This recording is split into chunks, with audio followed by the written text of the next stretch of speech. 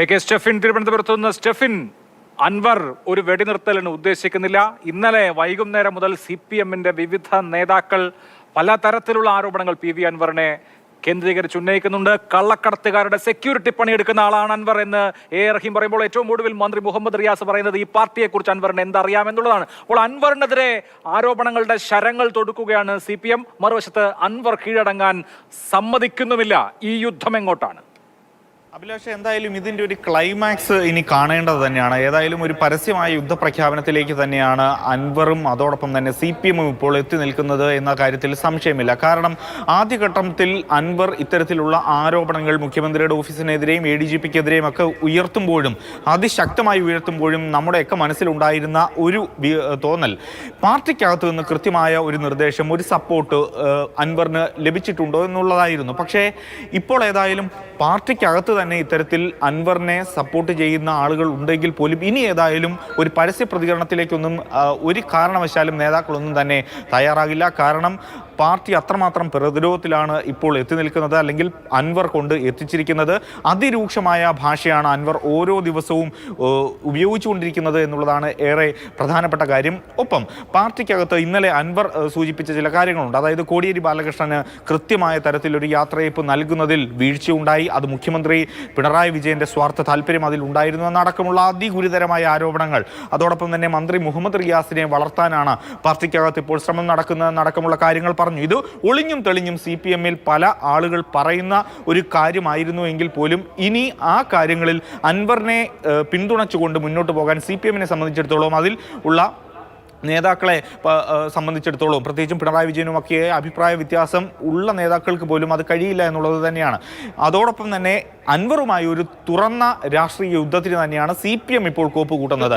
സ്റ്റെഫിൻ, ഒന്ന് അൻവറിനോ ഏതെങ്കിലും തരത്തിൽ പിന്തുണയ്ക്കാൻ ഇനി ഒരു CPM നേതാവിന് കഴിയില്ല. കാരണം അദ്ദേഹം LDF-ന്റെ പാർലമെന്ററി പാർട്ടിയിൽ ഞാൻ ഇനിയില്ല എന്ന് വ്യക്തമാക്കി കഴിഞ്ഞു. അതായത് തുറന്ന യുദ്ധപ്രഖ്യാപനത്തോടെ, ഇതുവരെ എന്ന് പറയുന്നത് ഒരു പക്ഷത്ത് മറഞ്ഞിരുന്നുള്ള യുദ്ധമായിരുന്നെങ്കിൽ തുറന്ന യുദ്ധത്തിലേക്ക് എത്തിയതോടുകൂടി CPM-ന് അകത്ത് നിന്ന് ആർക്കും ഇനി അൻവറിനെ പിന്തുണയ്ക്കാൻ കഴിയില്ല. പക്ഷേ പാർട്ടി സമ്മേളനങ്ങൾ നടക്കുകയാണ്. അൻവർ ഉയർത്തിയ വിഷയങ്ങൾ പതുക്കെ പതുക്കെ കത്തിപ്പിടിക്കാൻ, നീറിപ്പിടിക്കാൻ സാധ്യതയുണ്ടോ? തീർച്ചയായിട്ടും അഭിലാഷ്, കാരണം ഇപ്പോൾ ഈ നടക്കുന്ന പ്രത്യാരോപണങ്ങളിൽ നമുക്ക് നോക്കിക്കഴിഞ്ഞാൽ ഇതൊരു തുറന്ന യുദ്ധത്തിലേക്ക് പോവുകയാണ്. കാരണം ഇന്ന് AK ബാലൻ തന്നെ അൻവറിനെ വിശേഷിപ്പിച്ചത് വിഷപ്പാമ്പ് എന്നാണ്. അത്തരത്തിൽ വിഷപ്പാമ്പ് പോലും പാല് കൊടുത്ത കൈക്ക് കൊത്തില്ല എന്ന അതിരൂക്ഷമായൊരു വിമർശനം അൻവറിനെതിരെ ഉന്നയിക്കുന്നു. അങ്ങനെ നേരത്തെ സൂചിപ്പിച്ചതുപോലെ തന്നെ പലതരത്തിലുള്ള വിമർശനങ്ങൾ. വി ശിവൻകുട്ടി പറഞ്ഞത് ഉത്തരത്തിലിരിക്കുന്ന പല്ലിയോടാണ് അൻവറിനെ താരതമ്യം ചെയ്തത്. അത്തരത്തിൽ ഈ നേതാക്കളൊക്കെ തന്നെ പരസ്യമായി ഒരു പ്രതികരണത്തിലേക്ക് പോകുമ്പോൾ സൈബറിടത്തിൽ എന്നാലും ഇപ്പോൾ അൻവറിന് അനുകൂലമായ ആളുകൾ ഇപ്പോഴും സൈബറിടത്തിൽ സജീവമാണ്. പക്ഷേ അതൊന്നുമല്ല പാർട്ടിയുടെ ഒരു നിലപാട്, അല്ലെങ്കിൽ പാർട്ടി അണികൾക്ക് എന്താണ് ഇത്തരത്തിൽ പറയാനുള്ളത് എന്നത് അറിയേണ്ടതുണ്ട്. അത് പുറത്താവുക പാർട്ടി സമ്മേളനങ്ങളിലാണ്. ഇപ്പോൾ ബ്രാഞ്ച് സമ്മേളനമാണ് ഇപ്പോൾ പുരോഗമിച്ചുകൊണ്ടിരിക്കുന്നത്.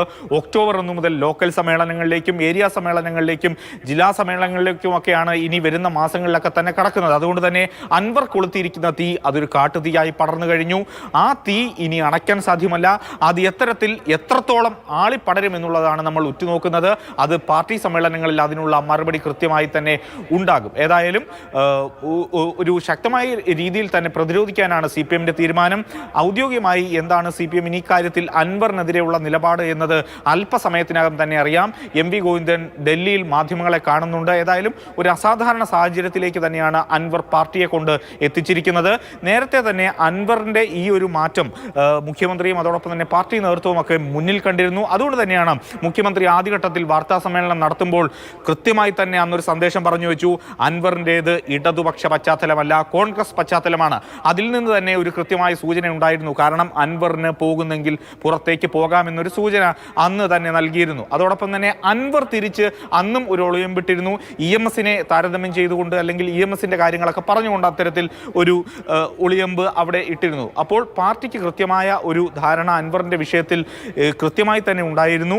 അത് അൻവർ പുറത്തേക്കാണ്, അൻവർ ഈ പാർട്ടിക്ക് അതീതനായി നിൽക്കുന്ന ഒരു രീതി ഉണ്ടാകില്ല എന്ന് പാർട്ടി നേരത്തെ തന്നെ മനസ്സിലാക്കിയിട്ടുണ്ട് എന്നുള്ളതാണ് നമുക്ക് കരുതാൻ കഴിയുക. ഏതായാലും ഒരു തുറന്ന യുദ്ധപ്രഖ്യാപനത്തിലേക്ക് PV അൻവർ കടന്നിരിക്കുന്നു. അങ്ങനെ ഒരു യുദ്ധം വരുമ്പോൾ സ്വാഭാവികമായും പ്രതിരോധിക്കുക എന്ന സമീപനമാണ് CPM സ്വീകരിക്കുക. ആ പ്രതിരോധത്തിൽ എന്തൊക്കെ ആയുധങ്ങൾ ഉണ്ടാകും, എങ്ങനെയാണ് അൻവറിനെ തടുത്തു നിർത്താൻ പോകുന്നത്? MV ഗോവിന്ദൻ അല്പസമയത്തിനകം ഡൽഹിയിൽ വാർത്താ സമ്മേളനം നടത്തും. 2:30 എം വി ഗോവിന്ദന്റെ വാർത്താ സമ്മേളനം നിശ്ചയിച്ചിട്ടുള്ളത്. നേരത്തെ മുഖ്യമന്ത്രി പിണറായി വിജയൻ സംസാരിച്ചിരുന്നു. പരിമിതമായ വാക്കുകളിലാണ് മുഖ്യമന്ത്രി മറുപടി പറഞ്ഞത്.